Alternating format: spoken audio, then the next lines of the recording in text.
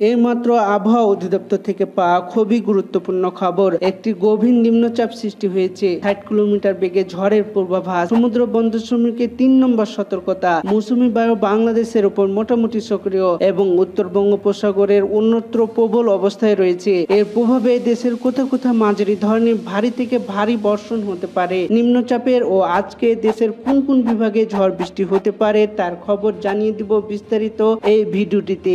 উত্তর পশ্চিম বঙ্গোপসাগর ও তৎসংলগ্ন পশ্চিম মধ্য বঙ্গোপসাগর এলাকায় অবস্থানরত গভীর নিম্নচাপটি সামান্য উত্তর পশ্চিম দিকে অগ্রসর হয়ে বর্তমান একই এলাকায় অবস্থান করছে। এটি আরো উত্তর পশ্চিম দিকে অগ্রসর হয়ে পুরীর নিকট দিয়ে উড়িষ্যা উপকূল অতিক্রম করতে পারে। এর প্রভাবে উত্তর বঙ্গোপসাগর এলাকায় বায়ুচাপের তারতম্যের আধিক্যের বিরাজ করছে।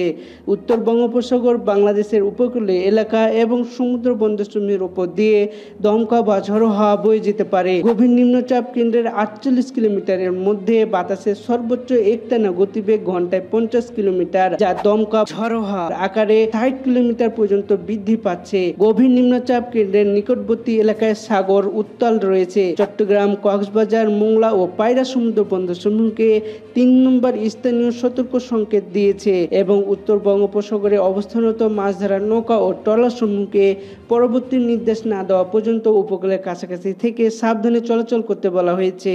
আজকের আবহাওয়ার পূর্বাভাসে আরো বলা হয়েছে, বরিশাল, চট্টগ্রাম ও সিলেট বিভাগের অনেক জায়গায় এবং রংপুর, রাজশাহী, ঢাকা, ময়মনসিংহ ও খুলনা বিভাগের কিছু কিছু জায়গায় অস্থায়ীভাবে দমকা হাওয়া সহ হালকা থেকে মাঝারি ধরনের বৃষ্টি বা বজ্রসহ বৃষ্টি হতে পারে। সে সাথে দেশের কোথাও কোথাও মাঝারি ধরনের ভারী থেকে ভারী বর্ষণ হতে পারে বলে জানিয়ে দিয়েছে বাংলাদেশ আবহাওয়া অধিদপ্তর। ভিডিওটি যদি আপনাদের ভালো লেগে থাকে তাহলে ভিডিওটিতে একটি লাইক এবং চ্যানেলটি সাবস্ক্রাইব করে দিয়েন।